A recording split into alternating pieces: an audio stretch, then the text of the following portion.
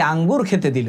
সুস্বাদু আঙ্গুরগুলো দেখে সেই মুসলমান লোকটি অত্যন্ত খুশি হয়ে সেই আঙ্গুরগুলো খাওয়া আরম্ভ করলো। তার আঙ্গুর খাওয়ার দৃশ্য দেখে সেই ইহুদি একটি মদের বোতল এনে তার হাতে দিয়ে বলল, ভাই এটা খান, এটা আরো বেশি মজা।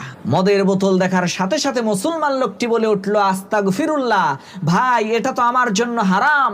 তার এই কথা শোনার পর ইহুদি বলল, কি আজীব ব্যাপার, মদ আপনার জন্য হারাম হতে যাবে কেন? আপনি যে আঙ্গুরগুলো খাচ্ছেন ওই আঙ্গুর থেকেই তো এই মদ বানানো হয়েছে।